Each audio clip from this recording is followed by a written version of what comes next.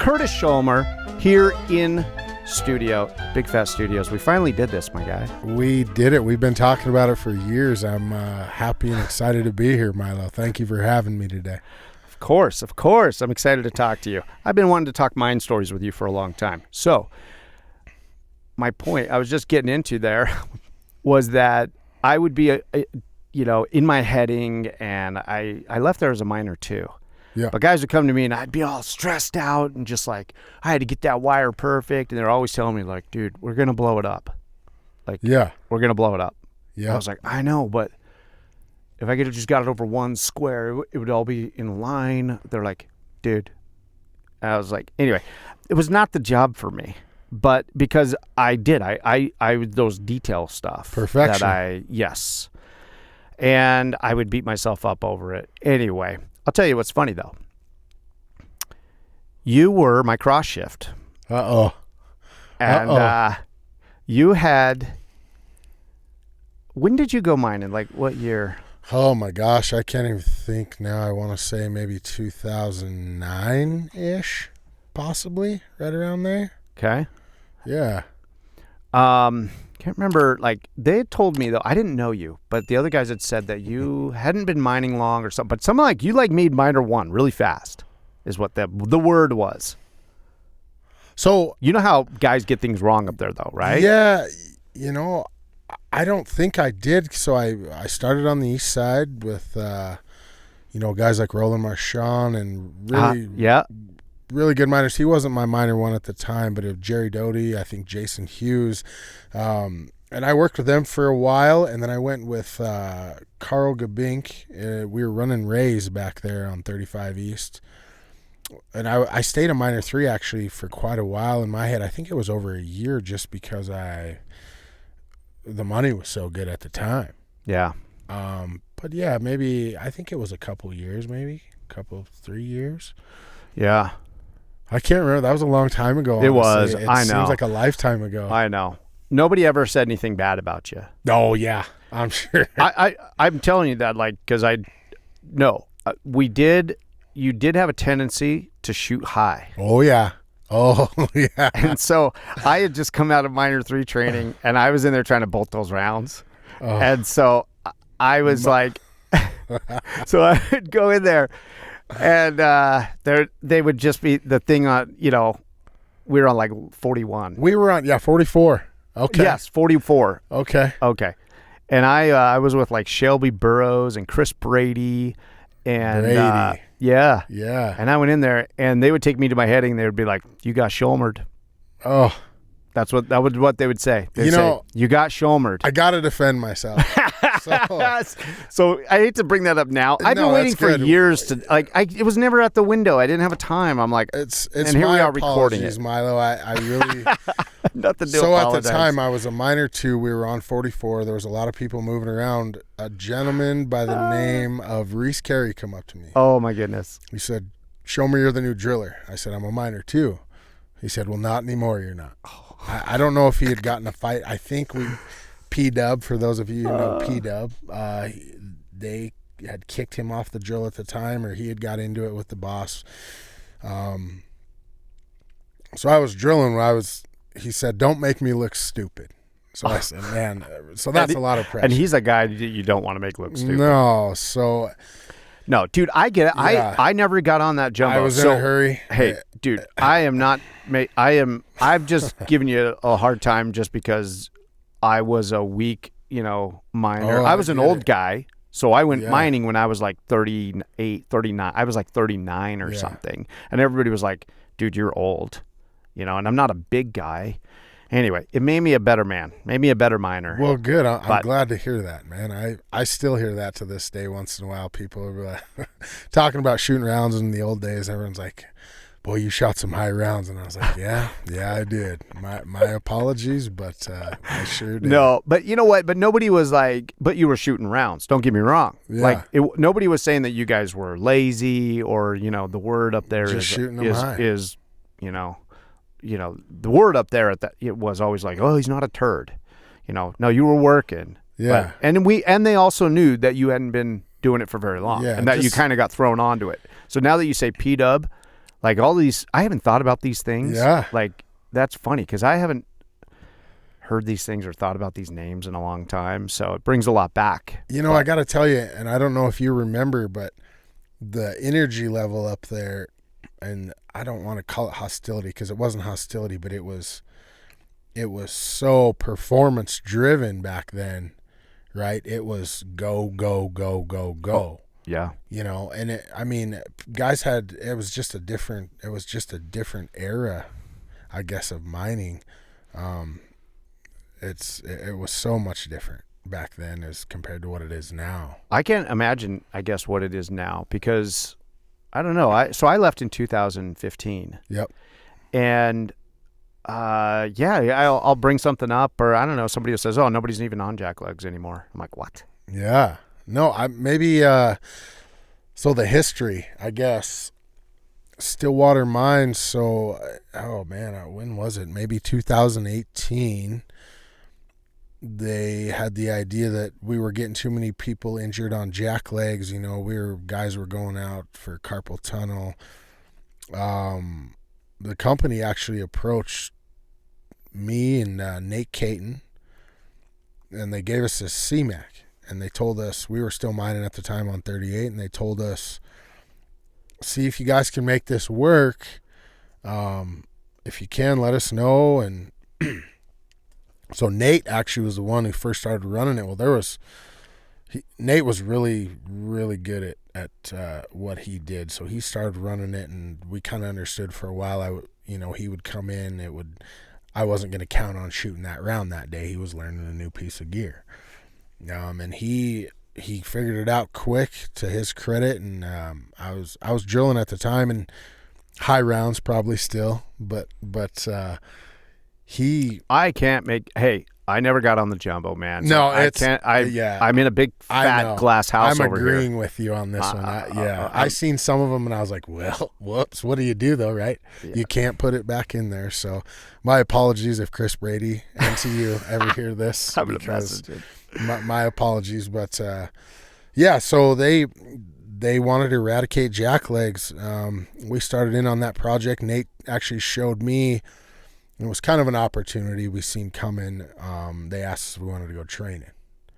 And we had talked about it, and we were the only two really that ran it. But they told us their plan was to one day eliminate jacklegs.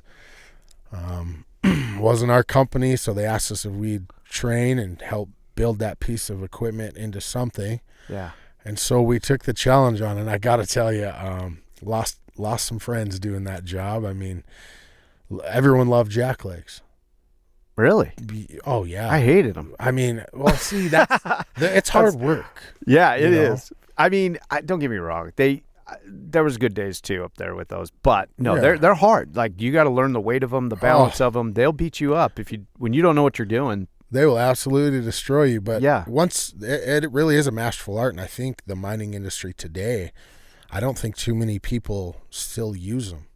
And that's the good thing about Stillwater, Milo, is we did so many different kinds of mining methods, right? Yeah. That the experience levels at that place are through the roof because most of the guys could do every different kind of mining that there was. But no, we started going through with these CMACs and tweaking them and getting them right and making changes and trying to work with the guys. And it was a whole undertaking. I think right now up there are,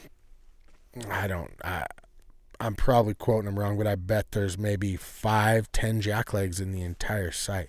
Now, keep in mind, Stillwater Mine is the largest underground mine in North America, right? It's huge. I don't know a lot of people realize that place is a monster of a mine. I back then, I think they were saying there was like 90 miles of underground road. What are they? I think there's over 200 now, but that's just really? That's just main haulage way. So that's not off up into the stopes and the secondaries, and that place is quite impressive, and you never know, right? Yeah. So no, it's been good to me. It's been good to my family. So big day today, though. Right? Yeah. Are we talking about that? Yeah. Today was my official last day up there. It's weird, to be honest. It's weird sitting here chatting with you about it. It becomes your identity. It does. It really does. You're going through a midlife crisis.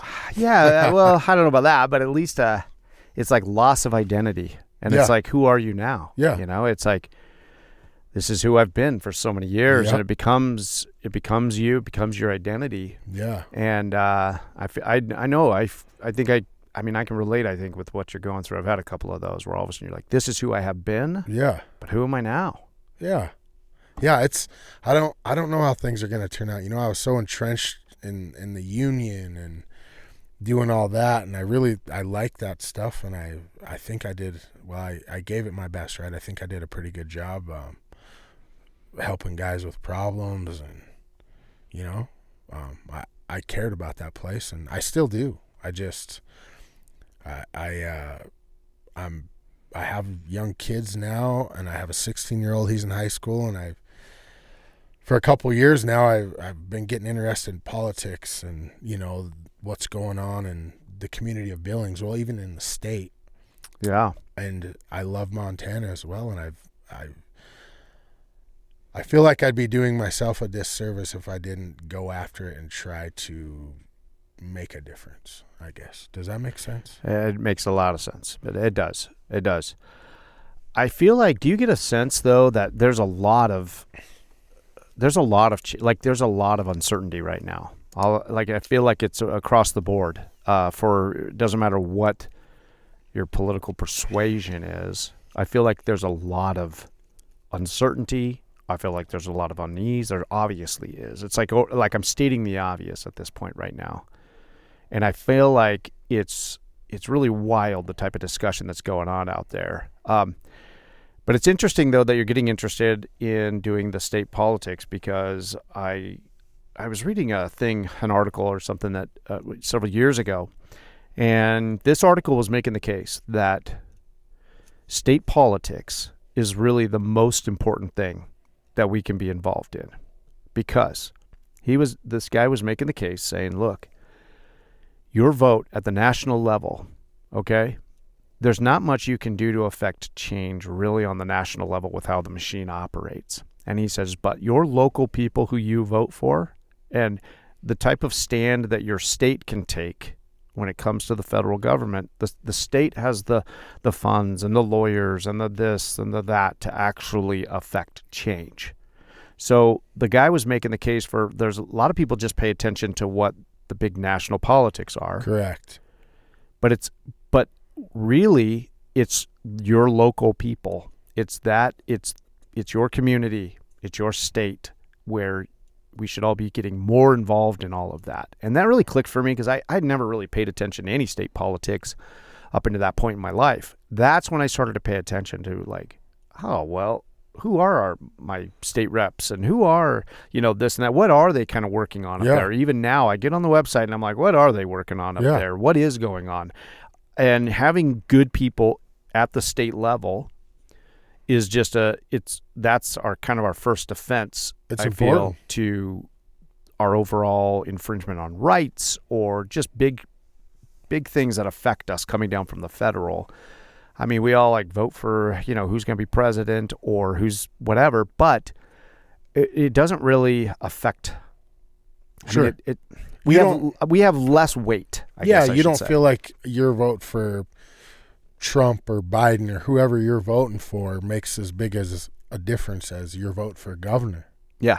Right. And I agree with you. I mean, look at what's going on down in Texas right now with the border issue, right? That's a huge deal. But, Abbott has taken a stand against the Biden administration, saying basically, we're not allowing these illegals to come in anymore. We're putting up barbed wire. We're calling in the National Guard.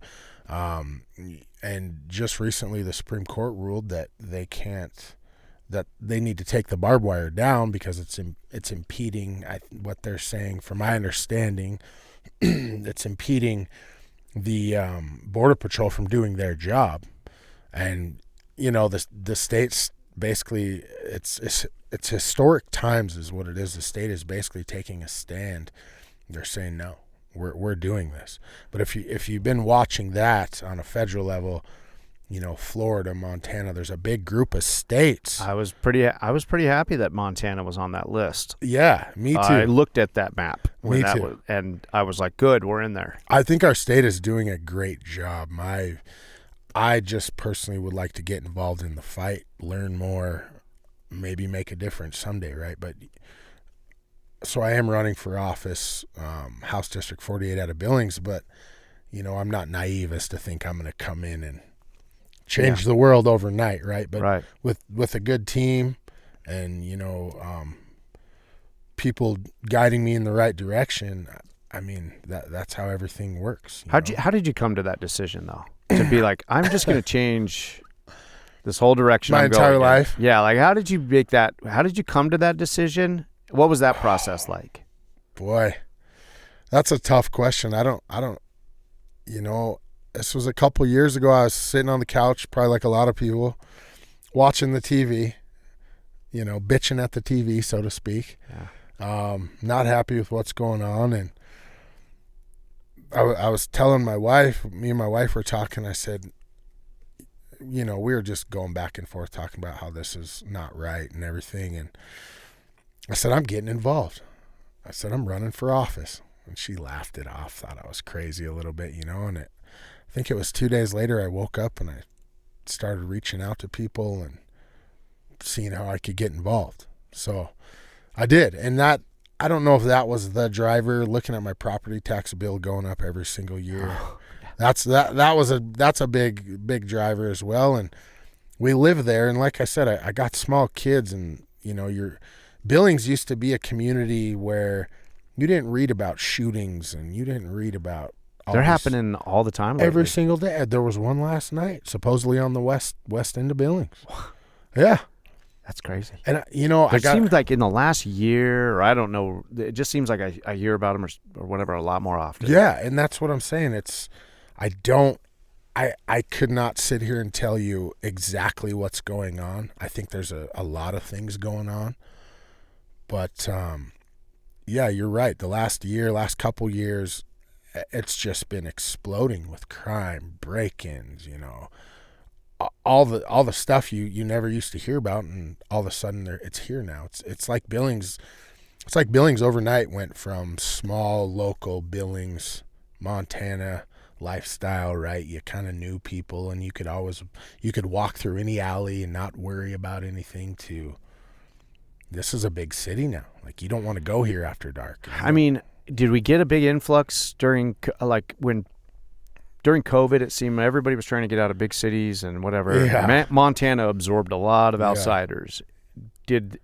I haven't ever seen any numbers on that. I'm just wondering, do you think Billings, did we just take a big population boost? Oh, absolutely. I think even here in Columbus, you guys took a big population boost. I mean, that was kind of the thing, is everyone was moving out of the big city and beautiful Montana and little slice of your own heaven, right? And we just got people coming, and the word kept spreading, and and homeless started coming in. And oh man, I went over to Missoula. Oh, holy mackerel! It's like a different world.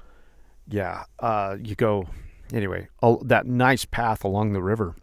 I was over there in 2018, and there just wasn't encampments everywhere. Yeah. And then all of a sudden now, it doesn't matter where you are. There's some kind of a tent, or there's some type of whatever. And I'm like, how do you be seasonally homeless? Because you're not going to survive here in the winter. So how do you, I don't get that. So I've been going to some community meetings and city council meetings, trying to learn, because like I said, I don't know everything, or I don't have the answers to everything. But what I have learned is that in this world, there are what they call professional homeless people, right? So our services in the state of Montana are so good that people from California, Oregon, all over are coming here to be professionally homeless because our services are so good. And and then do they just, when fall comes around, it's going to get brutal, they just go on to the next? I heard this story, and I don't know how true this is, so don't quote me on this. But I heard there's some tunnels up coming out of the heights, underground water tunnels. Some guys I was chatting with they were looking at a job to rehab these tunnels. go in there and support them. I heard there are droves of homeless people living in these tunnels in the wintertime. Oh, dude, I'm like, what are you doing this weekend, man? I'll bust out the hard hat and the lamp. We can go check it out. I got it all in the car right now, man. we can go look. I don't know if I feel safe going in there, but yeah, no, I'm just like, that's interesting. Yeah, I don't know where they're going. I don't even know if it's true. That's just what I heard, though. So interesting. Not to start the rumor mill up, right? Let's start it up, man. That's crazy. That is interesting. Did you? I recently read. I would say recently. Every time goes by so fast. Maybe it was a year ago or so. I don't know. Over a year ago. It's called San Francisco by Michael Schellenberger. Ooh, I haven't heard of that. Oh man, so good. He dives all into the homeless problem in San Francisco, and he gives a real overview of how to get to this point, what policies have brought us to this point, and what is the real problem. Because people are saying, oh, they just need homes. And he's like, he kind of goes through it all, and he's like, no, this is a very complex issue here. And it was a really good book. He then touches on other areas about how they started to do these policies. He touches on Portland and Seattle and some of these other places. Yeah. But he really gets at the root of just, I feel he does a really honest job of, and that's saying something nowadays because everybody seems to be either skewed so hard one way or another. But I feel that he was doing a very honest look about how did this problem really get going? What are the contributing factors to it? And then how do we really address this? Anyway, that book is super good. I'm going to have to check it out. Yeah, it's really good. I want to say I found him years ago. He actually wrote another book. I was trying to get I was trying to get up to date on like climate stuff. And I'm like, I've never just read a book on like what's going on with climate stuff, I feel like everybody just reads headlines and then thinks they are, an official on it or whatever. So tell me the name of that book one more time. Put it in San Francisco. Yeah, that's a good one. Michael Schellenberger. Okay, got it. And he wrote another book that's what led me to that book. I was already that got me in tune. I saw an article with him. Then I saw him go on to Rogan, and he had come out with a book called Apocalypse Never.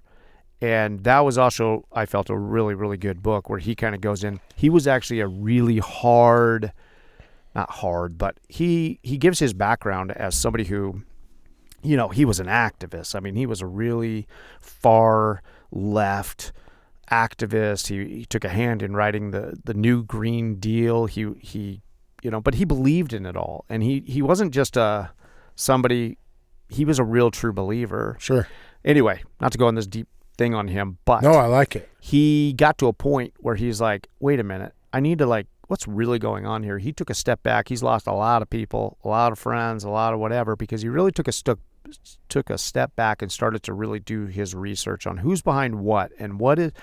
And anyway, that's another good book is Apocalypse Never, because he's acknowledging, hey, there's things that we can do better on. Yeah. But we're actually causing a bigger problem because our kids are going home and they can't sleep at night because we're telling them that the planet is going to be dead in 5 years and that they have no future and that it's this hysteria that we're causing, which is causing more problems than us just really addressing these facts. Sure. And so that's why I say it's important to me that it comes from an honest place. I hate reading stuff that's just raw about one political persuasion or one perspective. Perspective. He really looks at it from all sides. I feel it was fair. So anyway, those are two good books. I think that's important. Yeah. So the climate issue, I felt more educated. I need to read that. I think I've read that book twice now. And then the that one, San Francisco, because you see it. It's all expanding out. It's not just these areas anymore. Yeah. I go to towns that this was not an issue just a couple of years ago. Now it's a huge issue. Yeah. And it's becoming an issue here. Yeah. Yeah. It's, going back just real quick to that climate change deal, I've done a little bit of research. I mean, America as a whole, I mean, we do amazing. I mean, look at the catalytic converters, the vehicles, and I think some of the research that I've looked into has shown, we ship our stuff overseas because of our trash and our waste. We just don't have room for it here. Well, a lot of these countries, China and Indonesia, all these little countries, they're taking this on for money, right, to dispose of America's trash or other countries' trash as well. A lot of it goes into the ocean. Have you watched that deal on Netflix called Seaspiracy? Talking about I have not. You got to watch it. I love fish, and I have a hard time eating salmon and halibut now. It basically talks about the I'm recently too. I'm kind of getting like, oh man, I'm aware now of like there's even trout here in Montana. Yeah. I'm like everything. I think it was I can't remember if it was what it was. I think it was mercury or something that they said like, yeah, it doesn't matter. Like it got up in the atmosphere. It's fallen everywhere, and it doesn't matter. It's in everything now. It's in everything. Yeah, I don't know what happened in my life, and I don't know if this happened to you too, but when I was younger, I didn't care, right? It was, where can we go to have fun here? Let's go try this out, or let's go eat here. Man, that tastes delicious. I don't care what it is. Yeah. It tasted good. And the older I've got with age, and I start reading all this, and I don't know if nerdy's the right word, but I'm doing all this research now, and I'm looking at, the food we eat and the stuff we're giving our children, and it's just crazy. It's almost enough. You get down those rabbit holes on Instagram at 3 a.m. It's there's a lot out there. There is a lot out there, and now it's getting harder too because, I mean, obviously, you have to be careful because you get sucked into something that isn't really accurate, and there's some things out there too that's dangerous. So I've gotten to where I'm so like skeptical or sensitive. Can't trust anything. It's very hard to trust anything. So I've gotten to where I'm like hyper vigilant about where that source is. I don't get too wrapped up in it unless I really, really know where did that come from, who's putting this out there, who's behind them.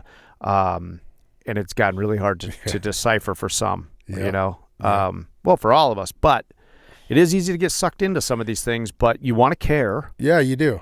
But that's also, I feel like, what a lot of these groups and a lot of nonprofits, they feed off of is that, fear. Hey, you care, don't you? Yeah. Well, then this is what, just support us or just do this. And it's easy to get wrapped in, sucked in, feel like, well, I'm doing something. Yeah. I'm supporting somebody. Yep. But then you find out later on, like, hey, that whole operation, like out of $100, like $2 makes it to actually doing anything. Anyway, so it can make you want to pull back and not support anything.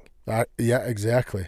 And that's not good either. No. But it's hard to decipher, where do you put your efforts? Where do you put your money? What politicians do you get behind? Because, it's like, I'm interested to follow you and your journey here. Yeah, I am, because I don't think I've ever just met anybody who's like, hey, I'm going to go run for office. State. Yeah.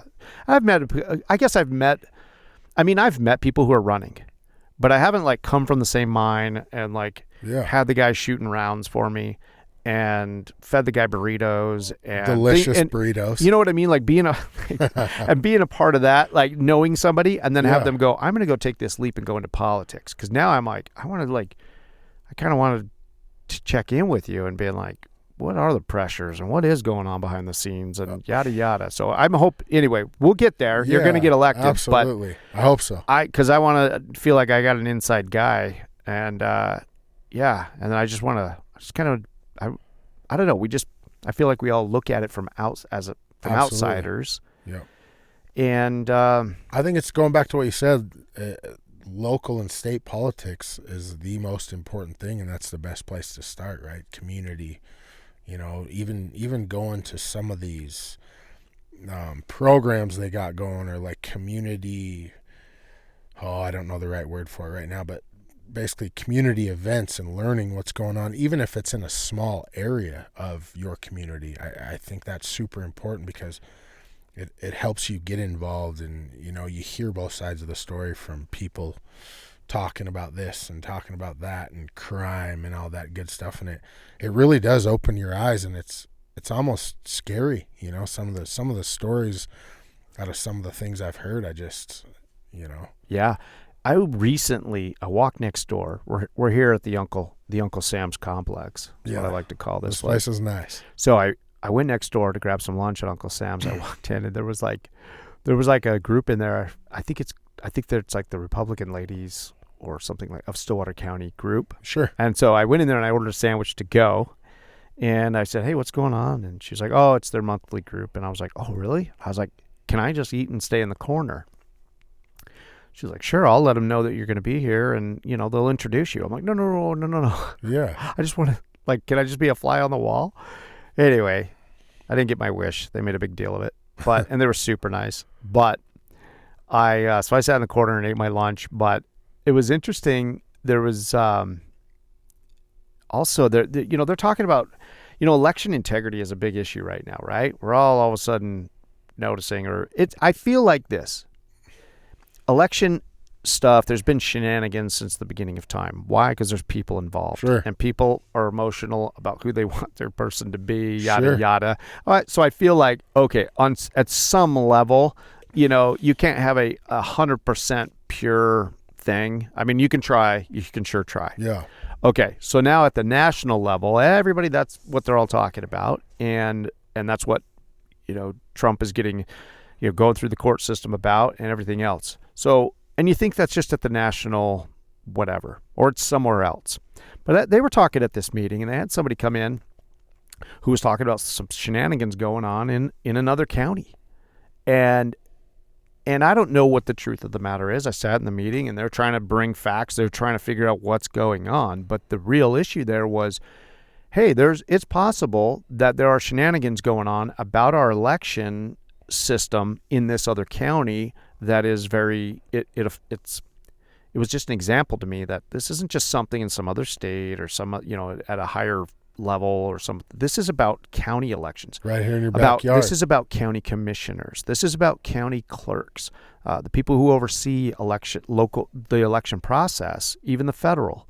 Yeah. It all starts with, and that really just that's basic stuff. I like paying attention to current events. I mean. Yeah. I'm not going to claim that I'm some genius about the political system, how it all works. Some level of moron, probably. So these things, all of a sudden, I'm like, oh, yeah, So who the clerk is, and having a person in there who their job is when elections come around. Yep. Having the right person in there, it starts right there. Yeah, so absolutely. I don't know what the truth of the matter was at that other county, okay? But what they were concerned about is like, hey, there's things going on here, and like this could affect these elections, which then could affect these elections anyway.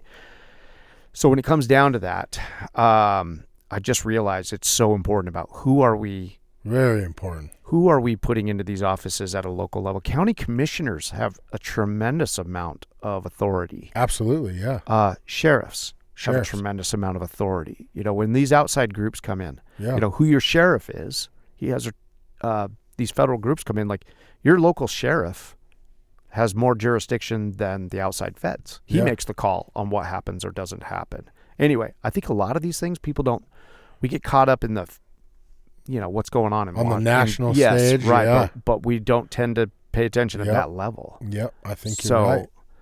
Anyway, I'm interested to see where that goes. I'm interested to see what you think about that too as you go through the election process because I think, hey, I'm back to hey, let's go back down to one day. I am right there with you, Milo. It's a national holiday. Everybody take the day off from work and go cast your ballot. And they counted that day. Yeah. The very minimum of absentee ballots. You better have a note from your mother. Yeah, my idea, and I'll stand by this, elections are sacred. So, say you're in the Marines and you're overseas serving, or you're in the service, so to speak, or you have some debilitating disease where you can't get out of your house. I think, personally, you should have to apply for an absentee ballot in advance, 6 months, photo ID, all that good stuff. You got to show your ID to get on an airplane, right? Right. So why shouldn't it be exactly? So if you can do TSA pre-check, why can't you do the same thing of like, oh, this is how you get qualified. Yeah. You do it ahead of time. Yeah. So exactly. For and it's a absentee ballots. Yeah. And if not, and there's only so many of them, right? There has to be qualifications around it. If not, just like you said, that day you go down, you vote, they get counted right then and there. In Montana, I mean, our populations, they can do it. Where they just do it was the president of Argentina that just won. Yeah. Malay. Yeah. That guy, I mean, he's still riding public transit. He's doing great things. I like that guy. Yeah, absolutely. I mean, who would have thought did you ever think you'd care about who got elected to president in Argentina 10 years ago? No, not a chance. Not a chance. Now I'm watching that stuff. I'm watching that stuff too. And it's funny because now I'm like, I'm super pumped about that guy. He's an animal. Yeah. Just a normal guy. Did you see him go speak at Davos? I did not. Oh, at are you in talking Switzerland? I did. Okay, yeah. Where he went there and in front of the told them they were the problem. Basically, gave him a history lesson. Yeah. On yes, everybody was kind of like, oh no, what's he like? Why is he over there? Like, is he in with all these guys? And he just stood up like a boss, man. And I love that. He gave them an education, and he was like, we're heading down the path of where Argentina was, and blah, blah, blah, blah, blah. Anyways, I'm really watching that guy. I hope he can turn that place around. I hope he does it. I think he's going to do a good job. He's motivated. If there aren't, never mind. If they don't take that guy out somehow. Yeah, I mean, it's wild. You read about deep state and all this other stuff. I mean, it's a crazy world we're living in, and I don't know how you even start to rein it back in. I have no.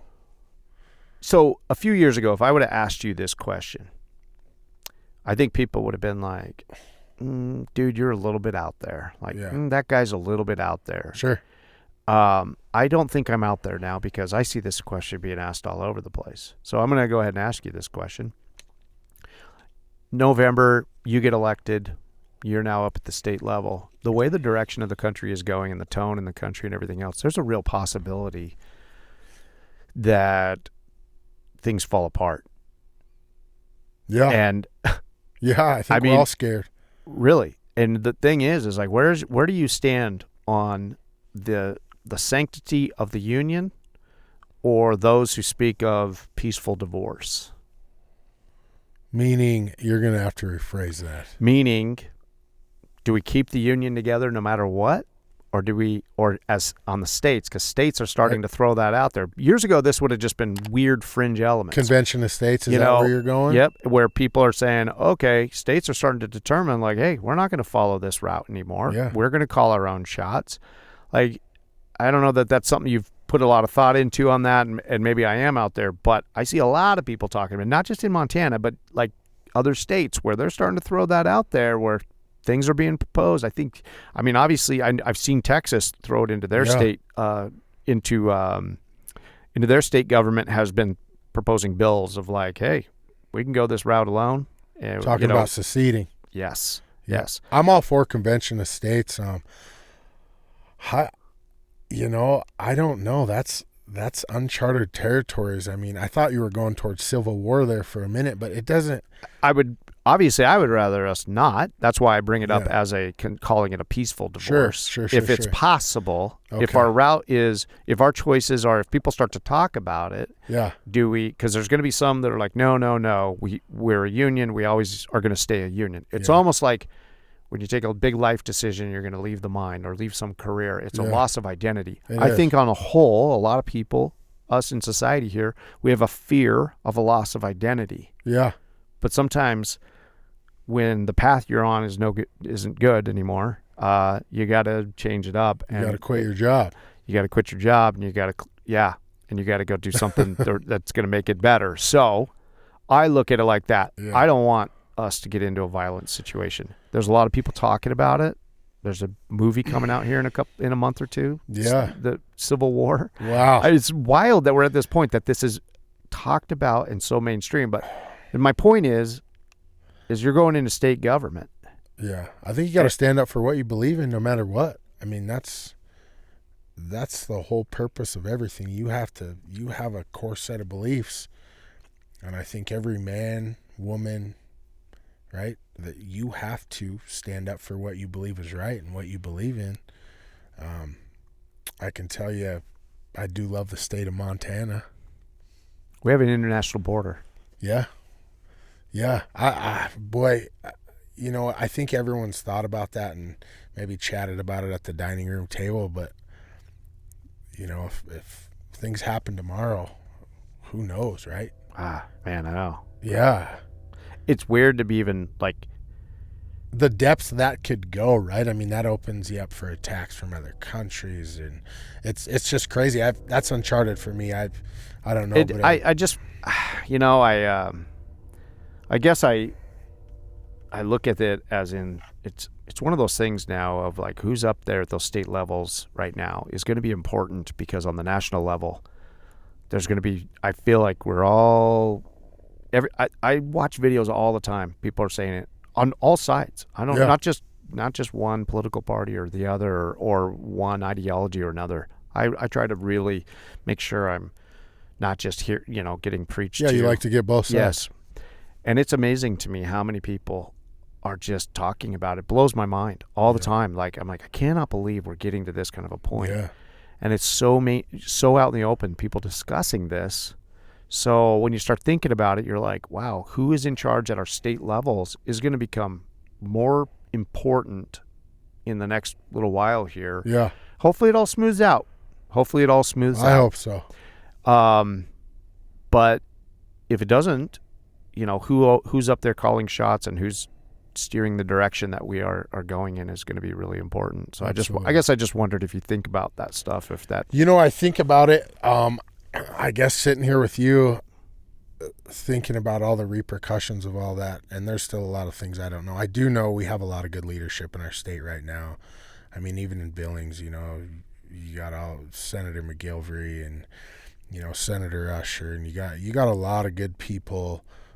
Carrie Seekins Crow, I mean Jody Etcher. There's a lot of good people in Billings that are in the state right now. Governor Gianforte, I like what he's doing. There's a lot of good leadership right now. Like I said, with the whole divorce thing, that's pretty uncharted. Hey, I just was like, let's go heavy right now. That's all in. That is very, very. It is heavy, but I'm standing on what's right. I'll tell you that much. I will tell you, I will stand on what's right. Yeah. I'm a Montana boy. I grew up out in the hills, hunting, fishing, shooting. I mean, yeah, I'll do what's right. It's funny because as this, like you were talking about with Texas. I mean, how they're kind of at odds with each other down there, and starts to get a little hairy. Starts to get a little like, hey, like where does that go? Yeah. Now you've got other states are sending National Guard down there. I don't know if Florida. Montana has said any. I know Florida has. Yep. A few others have sent people down there. I know North Dakota has sent some people down there. So I don't know. It's an interesting situation. I hope everybody keeps their heads. I do too. But nobody thought the battle at Fort Sumter. I mean, nobody thought that was going to happen. People didn't think that, that didn't seem real. We all live in this sense of normalcy land where hey, everything's just normal, and you don't think that that's Safe. where it's going to go. Right. And then all of a sudden somebody pulls the trigger, and then nobody knows even now, I guess, who that's shot all it takes. Yeah. Once there's some shots fired, I don't know. People didn't take the first battle at Bull Run serious. People were there picnicking, and they're like, these people are going to go, like, let's go watch that, They all pulled their wagons up there, and then all of a sudden, there's a battle going on. People are getting killed, and guys are running through, retreating right through where everybody's sitting down, spreading a blanket. Yeah. And the country was all of a sudden like, nobody thinks it's going to happen. Yeah, exactly. Nobody wants it to. Anybody rational doesn't want it to happen. Yep. But all of a sudden, man. You know what I think's scary, and I love this saying, but strong men create good times. You know the saying. Yeah. Good times create weak men, and weak men create hard times, and so goes the cycle. And hard times create strong men again, and I feel like we're in. I feel it. Yeah. I feel like we're in weak times right now with weak men. Yes. Yeah. I agree. And it is. I feel like that's where we are. You know what drives me crazy? Me and my wife, we went and seen her aunt up by Helena. And we were coming home, and my wife wanted tacos. So we looked up a place, and I can't even remember the name of it now, but we stopped with the family and had some tacos. Getting out of the car, right? I'm a hard rock miner. I see all these guys walking around in their brand new Carhartt, still got the Carhartt crease in them. And you got to hang Carhartts on a fence for a year before you can even wear them because they're so thick. But we got out, and you got these guys in flannels, and they've been growing their beard for 2 years, and I know damn well they can't change a tire. You know what I mean? Yeah. And I just, yeah. But that being said, too, there are still a lot of good, strong men. I mean, Wyoming, Montana, North Dakota, South Dakota, they're all over the world. They're all over the country. But who knows where that's going to lead? That is very deep conversation right there. Like I say, though, I mean, I don't know, years ago, even just a few years ago. Yeah. I mean, you're kind of looked at as being, like kind of a wacko for even going there. Yeah, yeah, extremist. Nobody's saying those people are extremists right now. No. I mean, I think everybody. It's scary. That. Yeah, it is scary. It's scary. Yeah, I try to reserve all my comments on that stuff as far as on the national level. I mean, it is wild, though, and who knows what's going to happen. I mean, you wake up and see parachutes coming from the sky, or digital warfare scares me. What was that movie just came out? I watched it. Oh, man. Once again, it was a Netflix one where there was the big cyber attack. It's on there right now. Did it just come out recently? Yeah, it's pretty new. About a big cyber attack. I want to. Is it the one with Julia Roberts? I think so. Pretty new. Gosh. Yeah. The name of it is honestly it was gosh, I know what you're talking about. It was kind of controversial too because it does show a lot of stuff that could happen.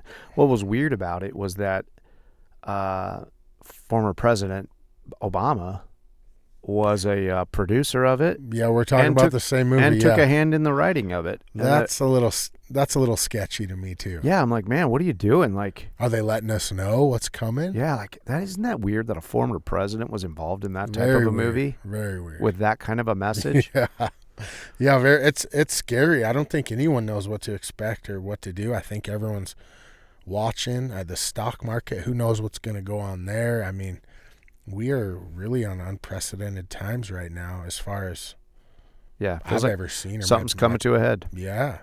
So hopefully nothing, we can get everything figured out and fixed and things are good. But yeah. I mean, I think a lot of people that I hear people that are just like, let's get it going. Like, no, I don't think you understand how ugly life gets for everyone. Yeah. You're talking about war. Yeah. And it's just, I've read enough. I can't say I've ever been to war or seen anything like that. I just know that we don't want that. Like, it needs to be avoided. Yeah. But it's crazy how it seems like it's the younger people too. And when I was younger, I probably wouldn't have thought about all the other factors.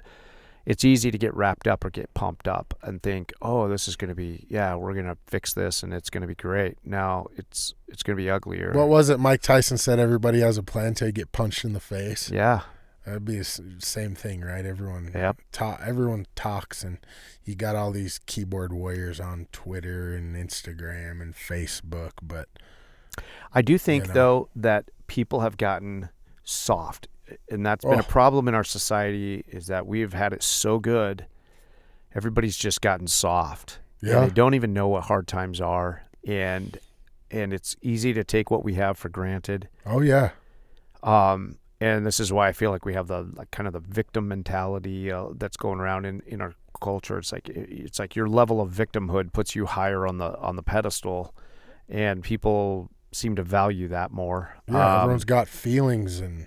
Yeah, instead of just doing what needs to be done and kind of having a little bit of pride in yourself, and I don't know. It's created a bunch of soft people, and soft people then push us into things that it can get really ugly. So anyway, Yeah. I hope it doesn't go that route, but I watch it on a day-to-day basis now. I get up in the morning now and I'm like, hopefully somebody hasn't. News has almost become a new addiction. Yeah. But the big news knows that too. That's fear mongering, and yeah. I mean, yeah, those clicks drive the money. So that's where you have to. Everything revolves around money. It doesn't matter what it is. Everything is about profit and about more money, and if not more money, then more money. Yeah. And it's. Yeah, it is. Now I've gotten to where if you read anything, you got to go to the last paragraph because the truth is going to be at the last paragraph. If there's truth at all. If there's truth, usually it's some headline that says something outrageous, okay, and you think the worst. Yeah. But then when you go through it and you find it's like most of the time in the last paragraph, they'll be like, oh, but this. Anyway, so it's all set up and structured to get you worked up and emotional. Click on it. Oh, yeah. And then keep you on the edge of your seat through the end of it. It's almost criminal. Till they finally tell you. It's almost like how content is shaped. It's like, okay, once we got them on, how do you keep their attention to here, and here? Yeah. Until the end is when we want to ask them to, like and subscribe or something. It's at the end. It's like keep them to the end. And that's what it is in the articles. That's how the news is shaped. TV shows. I mean. Yeah. You do a TV show, something suspenseful happens right at the end, so you gotta watch. You gotta wait till that. Yeah, right. Everything is structured that way, so it's easy to get wrapped up, and like you said, it's addicting. It is. And so and I feel like there's so many people that when they let themselves get wrapped up in all of that, and it's almost like giving. I think there's a lot of people with a false sense of urgency about certain things. Like everything is going to be, that everything is coming to catastrophe. Right. Instead of everybody being like, hey, I know that this is what it sounds like when you read the news or see the news. It's easy to think that everything is bad, but things I think are hyped. Oh, yeah. And there's still a lot of good left in the world, right? Yeah. I try to, it's, with all the negativity going on sometimes, and I get that way too, right? You get down and you're like, oh man, this and that and that. I always try to remember that there's worse things going on, right? I mean, I was, everybody in their life has problems.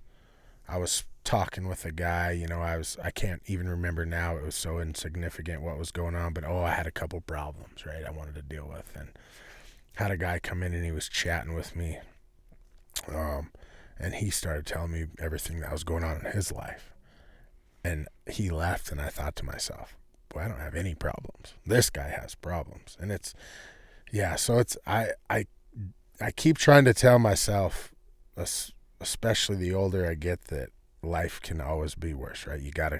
At some point you gotta keep a positive attitude, because if not, I mean, all that will just consume you. All that negative will just completely consume you.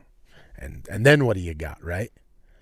I mean, it's so true. It's I don't know, and it's hard. Don't get me wrong, I get spooled up just like the next guy, but no, it is so true. I mean, it's weird too how it can fluctuate. I can tell. I sometimes it's easy to let your attitude tank, whether it's in business or whether it's about what's going on in current events or some things like that. That's when I'm like, I got to get some sleep. I'll start over tomorrow. Yeah. It's interesting though, like just getting some sleep can the next day you just have a better perspective, and deal with it differently when it seems like everything is hopeless on today. Like everything's hopeless today. Yeah. But how? Yeah. I've been in transition as well as, with business and things like that. And there's days that are harder. And there's good days and everything else, but you can get caught up in that. And it is about attitude. A lot of times I think it's everyday life. Like I'm reading this book right now called Meditations by Marcus Aurelius. I've been meaning to get to that. It's good. But it's about the Stoics.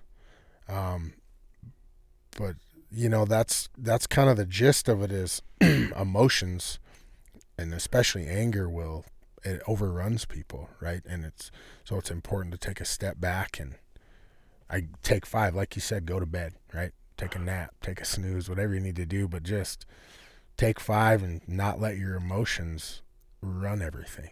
And it's really hard to do. Yeah, but it is. Yeah. So many people do not. I see that whether it's at protests or I don't know, all these things you see, it's so ramped up. It's so emotional. It's all, and that's exactly, you know, I was watching something on the pro-Palestinian protesters, they were at Nancy Pelosi's house. And I mean, fired up, screaming. These people have never been to Palestine in their entire life. You know what I mean? Yeah. And someone, I don't know. I don't know their story, but something got them that fired up to where you're making absolutely horrible decisions. You know, now there's times in life, right, where you're going to make some bad calls, or not necessarily bad calls, but you're going to get mad and things are going to set you off. But I don't know how good of a job I'm doing, but I'm trying to tell myself consciously, like, calm down, step back, take 5, think about this, because that book and some other good ones I've read have I got to read that book. It's good. I'm aware of it. I have a bunch of books I'm into right now, and that has been one of the things lately in the last month or so. I've been thinking about getting that book and getting into that. I'm reading The Right Stuff right now. The guys, the astronauts, the teams that were picked who, did the first the Mercury project. It's like we're racing the Russians. Let's put the first man in space. And so it's these team of astronauts. Anyway, I'm trying to hustle through. I don't want to hustle through it. It's actually a really good book. Yeah. But I think I'm gonna probably do that one next. I read it's called The Subtle Art of Not Giving a Fuck. I think I've read that one. That's a good book too. It's kind of a game changer. The guy has. I just had to look what the book was called. I read it a couple years ago, but that one. I did too. I read that book probably 4 years ago. Yeah, and like we were talking 10 years ago, I wasn't reading books. I was looking for the newest song and out on the lake wake surfing, having a great time, right? Worrying about what Milo said about me because my round was too high. You know what I mean? And I never said anything about you. No, I'm just kidding. But it's just weird how time progresses and you start changing and caring about different things, and isn't it? Just life, I guess, right? I know. It hits you every now and then. It does. It does, where you're all of a sudden like, wow, like this was not who I was 10. In general, I guess in some ways, you are who you are and you don't change, but you do. You go through seasons in your life. Yeah. And all of a sudden things that weren't as important to you are more important to you. Yep. And and it's so interesting. I don't know. It's funny because I've had a lot of conversations with people lately about that very thing. Really? Yeah. And my kids too are like getting into their, they're starting to go toward 30. They're in their mid 20s to heading toward 30. And all of a sudden, like I got my first grandchild, a few months ago. Congratulations. Thanks, man. That's awesome. All of a sudden I'm just like, oh man, as I'm going into this next phase, they're going into this next phase. And the conversations that I have with them where they're like, oh, you used to say this to me and I thought this was so important back then and it just wasn't, and now, whatever. Anyway, I don't know why, but I've been having a lot of those conversations with people lately. Yeah, I think a lot. Maybe it's everything that's going on, but I think all that stuff is on people's minds. I got real little ones now, and watching them grow up and trying to tell myself, don't get mad, you're gonna miss these one day. And thinking back, things my parents told me, my dad told, it's going to get cold here next week. Hey, Dad, how do you know? Well, my knee hurts. I'm like, whatever, and now my knee hurts, right? And it's going to be cold next week. So it's very weird, I guess. Yeah. It's I think I was telling you about this other project that I'm doing where I'm wanting to help document people's memories and experiences and things. I don't know why. I think even as the world is getting crazier, that has also been a part of that for me. And I feel like knowing where we come from and knowing struggle, the history of it, like knowing real struggle, Yeah. By being in touch, talking to people that are 90-something years old, 80-something years old, people who grew up when there were leaner times, before, we got into the excess of the 70s, 80s, 90s. Talking to people who grew up in the 40s when we'd just come out of a world war and we were recovering from the Depression, things like that. I don't know. I've been drawn to a lot of that because I feel like we've gotten so far away from actual struggle. Yeah. And I'll never forget, Milo, when I was a I was a little kid. I was eating chicken nuggets, something I needed ketchup for. I think it was chicken nuggets. So I'm sitting there, and my grandfather, he grew up in the Great Depression. And my grandma's sitting there. My whole family were at the table, and I grabbed a couple more chicken nuggets. So I took the bottle of ketchup, and I was young. I squeezed a lot of ketchup on my plate. And my grandpa said, "Are you going to eat all that ketchup?" I said, "I don't know. What does it matter, right?" Well, he said, "Well, you're going to eat all that ketchup one way or the other." And I'm thinking, so I ate my chicken nuggets, and there's still ketchup on my plate. He said, "Well, you want me to get you a spoon?" And I remember him and my grandma getting into a fight. I was my grandma's little, baby. Well, her telling my grandpa to be quiet, and my grandpa saying, "Well, that's fine. We'll just put it back in the bottle." And my grandma's like, "We're not putting it back in the bottle. It's just ketchup." But talking to him as I got a little older, they were living off lard and salt sandwiches, he tells me, right? And I just, and that's why his mindset was that way, right? I didn't need that much ketchup. It wasn't that he couldn't buy a new bottle of ketchup then. He was just in that mindset of hard times and being lean and, doing what you can and getting by. And I just don't know that. I think that stuck with him for his whole life, and I don't know that. I got to be honest. I don't know. But that shaped him. It did. And now honestly, I pay attention now to what do I use? How do I do more with less? Yeah. We got to it was just everything was so readily available. Yeah. And then all of a sudden, last week, I think I was over in Walmart in Laurel. I was on the phone with my wife, and I'm trying to find some things, and I was amazed at how empty the shelves are. It doesn't matter what area I'm in. Sure. And I rarely get over there, okay? And all of a sudden, I'm just like, why are the shelves so empty? Anyway, she was like, yeah, it doesn't really matter where you go. The shelves are pretty empty. And I'm like, we really haven't gotten back to where we were, pre-COVID. Whatever the issue is there, we're not back. There's problems in supply chains all over the place for one reason or another. But it's a reminder to me that, hey, don't take all of this for granted and don't waste things. Don't whatever. So quickly, if things were to go south at any time, which we've all known that now it can very quickly, we all could be going without, absolutely, very simply. I've been stocking up on toilet paper for 3 years. I'm kidding, but yeah, man. Do you remember that whole debacle? Dude, I shot a video. I know. What? So what I did is during that, I actually had a video where during COVID, when that all happened, I have a video where we went and bought a bunch of what we could find in toilet paper. Yeah. And I shot this video in the office next door. In the shelves in there, I took as many rolls as I could, and I stacked them all up on the shelves, faced them and stacked them on top of each other. Yeah. To make it look like we're sitting in a bunker and there's these shelves behind us, and there's all it is toilet paper. And then the camera angle shifts, and then what we did is when I shot it from a different camera angle, I took those same rolls of toilet paper and I went and restacked them all up behind me at this angle.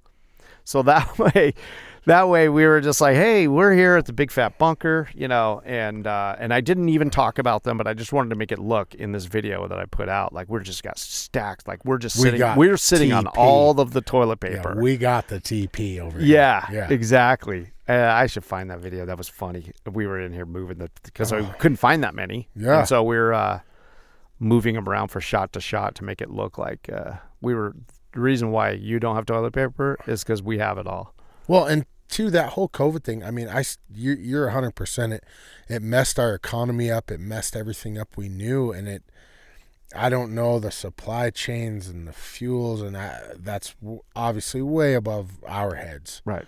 But you're right. It is something to think about. Something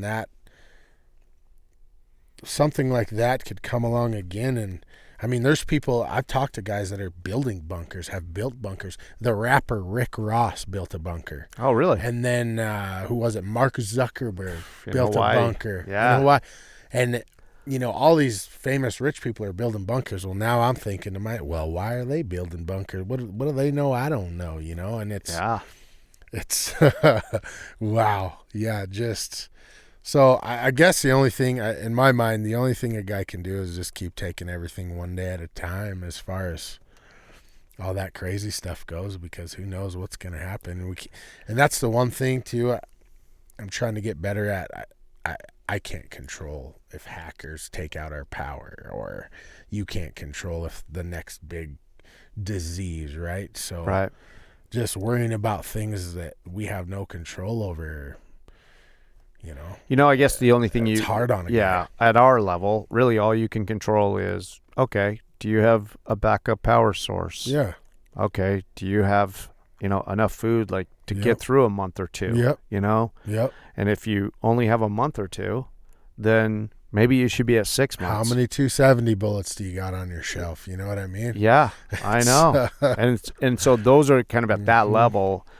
That is where I know it's so easy to get caught up in life again. Yeah. But we should be taking on a little bit more of a level of preparedness. I feel like that first, if you want to, whatever you want to call COVID, at least it put a spotlight on what our weaknesses are, or what our vulnerabilities are, or what it's like when all of a sudden we need to make more. You go to Sam's Club. I went to Sam's Club during that, and it's just like all those racks just empty, and all the little sheets up there saying you can have one of these. It was like something out of a movie. I know. I was just like, this is crazy. It is crazy.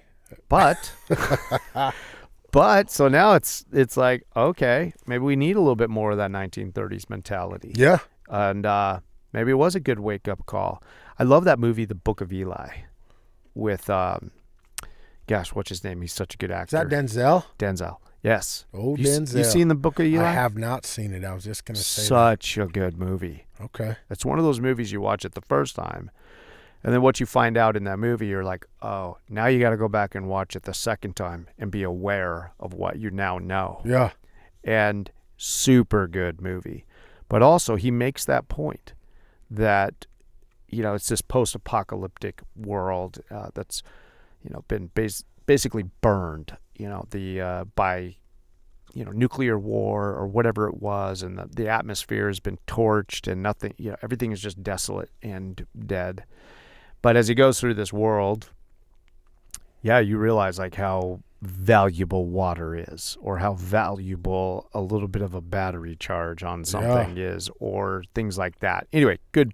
I don't know, not to go all deep on it, but it's one of those good movies I think of every now and then where you're like, oh, what if? How at what point does what we have in the pantry run out, and then what do you do?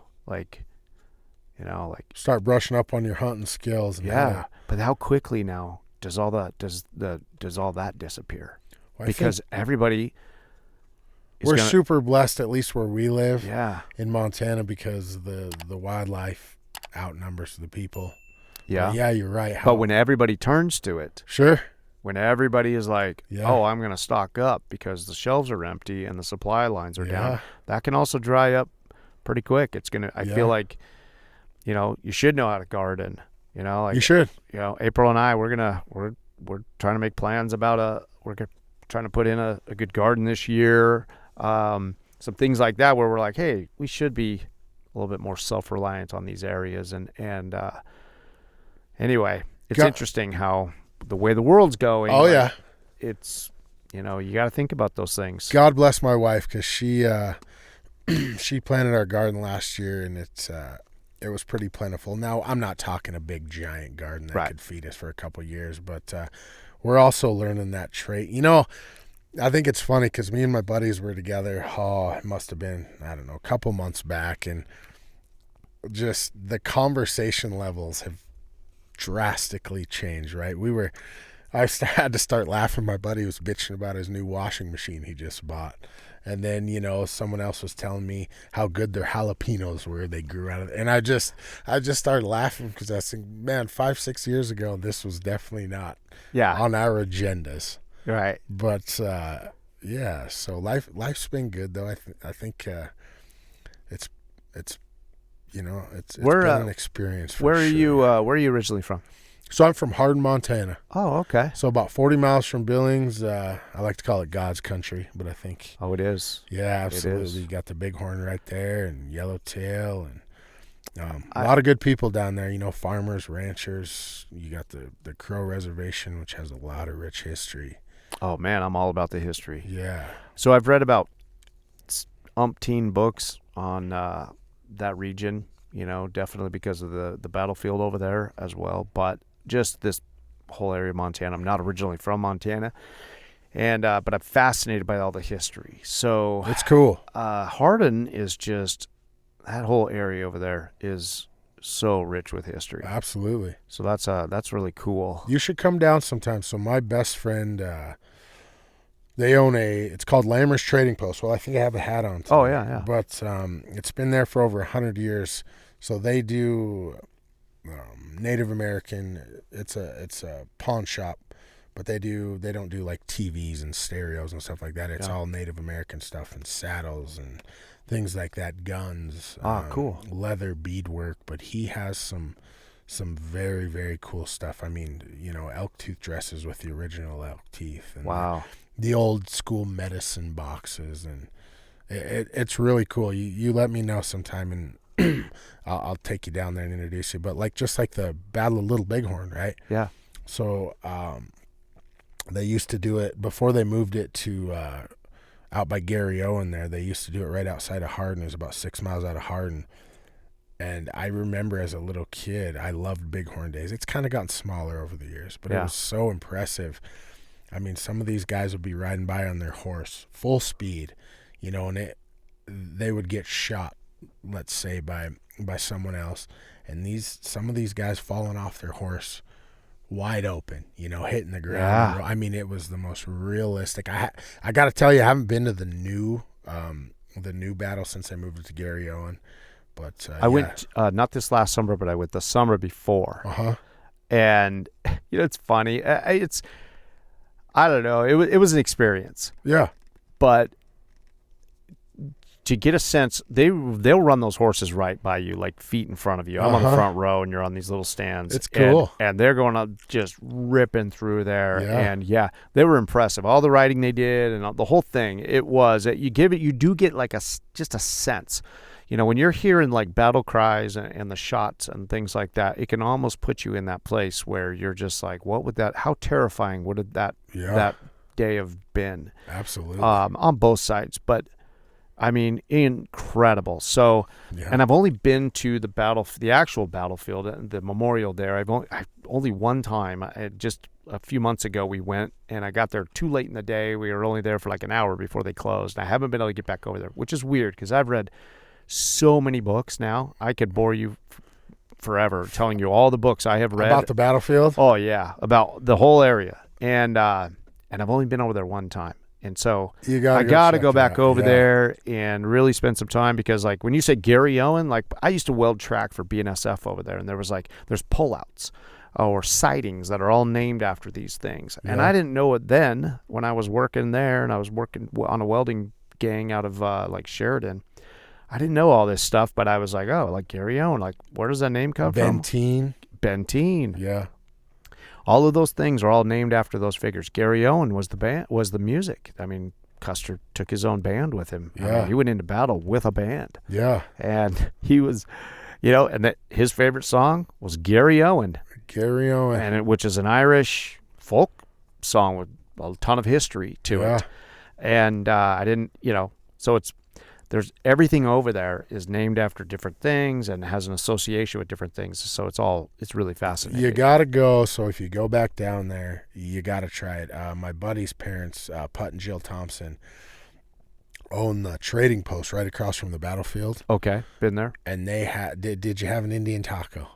I think we did. They are the best Indian taco. So they used to have a lady. I think my mom got the Indian taco, honestly. Oh. I Just can't the remember fry what I bread got. is where I'm going. Yeah. But she used to make the fry bread from scratch every morning for him. Wow. And it's so good. I don't know if she still does. She probably still does. This has been some years since I was. Well, this was before it was. I want to say it was either September or October. We went over there this past September, October, and we got kicked out of the park because we got there too late. And then that's where we went, and we wandered all around that shop for like 2 hours, and we got something to eat there. Yeah, no, it was great. It was a lot of fun, and there was a lot of cool. neat stuff there. It's very cool. Yeah, I need to spend a lot more time over there. All this area, Montana, is super rich in history. And oh man, I could go on and on, dude. We'll have to do this again. I just spent like hours over at the Museum of the Beartooths a couple nights ago. And talking with Penny over there and seeing some of the stuff and the exhibits over there and just talking about the history around here. It's a huge, rich history, and I get super pumped about all that stuff. Yeah, it's cool. It really is cool.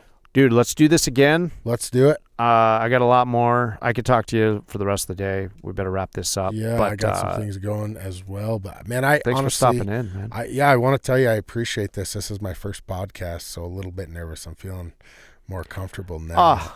No, nothing to be nervous about here. I'll stay in touch, Milo. Like I said, running for office, House District 48 out of Billings. I'm excited for you. Knocking doors and working hard, so I'll definitely keep you in the loop, man. You've been a good friend over the years. Well, thank you. I got to say, I miss your burritos, Milo. I know it was a lot. We've chatted about it, but, man. Well, thank you, man. Just one day, if you make one up, we'll do that. Mail it to me. I'll still eat it. All right, man. We'll do that. All right. Thanks for having me. Well, thank you, man. We'll do it again. Appreciate you. All right, man.